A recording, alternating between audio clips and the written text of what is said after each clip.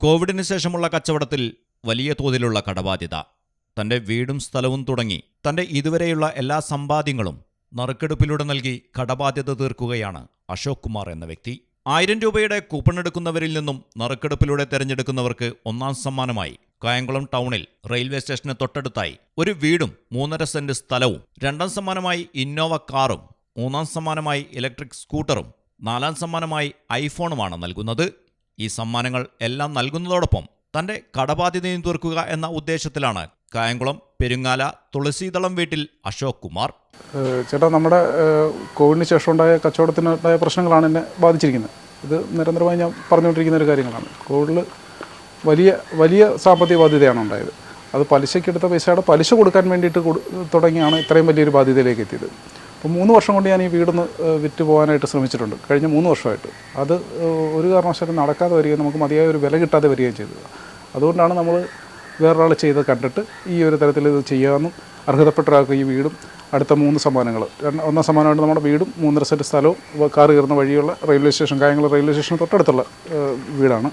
Kayamkulam town municipal ഏരിയയിൽ 1 കിലോമീറ്ററേ ഉള്ളൂ, town area തന്നെ. പിന്നെ രണ്ടാം സമ്മാനമായിട്ട് നമ്മളൊരു ഇന്നോവ കാറ്, മൂന്നാം സമ്മാനമായിട്ടൊരു ഇലക്ട്രിക് സ്കൂട്ടർ, നാലാം സമ്മാനം ഒരു ഐഫോൺ. ഇത്രയും കൊടുത്തുകൊണ്ട് എൻ്റെ ബാധ്യത തീർക്കുകയും ഒപ്പം അർഹതപ്പെട്ടവർക്ക് ഈ സമ്മാനങ്ങൾ കിട്ടട്ടെ എന്നുള്ളൊരാഗ്രഹവും. അതിന് എല്ലാം ഞാൻ മാത്രം വിചാരിച്ചാൽ നടക്കത്തില്ല. നിങ്ങളുടെ എല്ലാവരുടെയും ഓരോരുത്തരുടെയും സഹായം ഉണ്ടായി മാത്രമേ നടക്കത്തുള്ളൂ. എല്ലാവരും സഹായിക്കണം എന്ന് മാത്രമേ അപേക്ഷിക്കുന്നുള്ളൂ.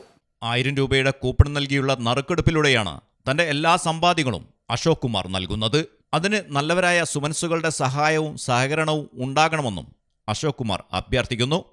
ബാങ്കുകാർ നമ്മളെ അറിയുന്നവരായതുകൊണ്ട് അവർ ഇതുവരെ ശല്യം ചെയ്തിട്ടില്ല. അവർ നമുക്ക് ഇറക്കി വിടാതെ നമ്മളെ കൈകാര്യം ചെയ്ത് കൊണ്ടുപോകുന്നുണ്ട്. അത് നമ്മളെ കൃത്യമായി അറിയുന്നവരായതുകൊണ്ടാണ്.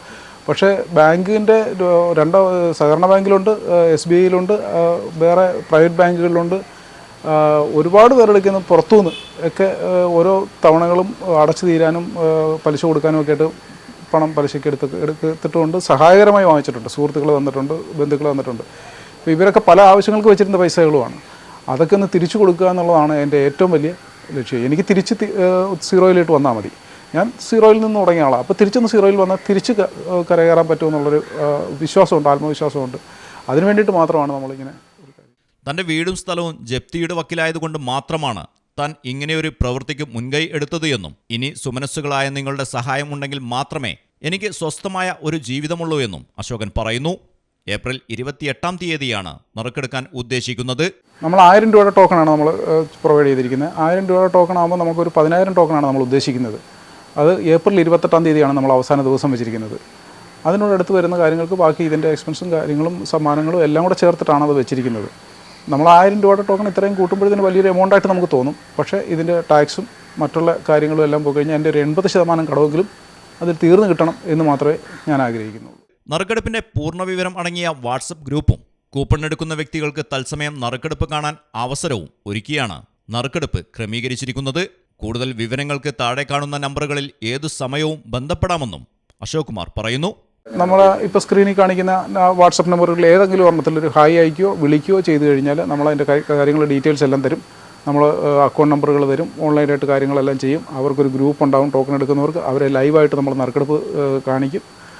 അതിലൂടെ സമ്മാനം കിട്ടുന്നവർക്ക് നമ്മൾ സന്തോഷത്തോടെ കൊടുക്കുകയും ചെയ്യണം എന്നാഗ്രഹിക്കും.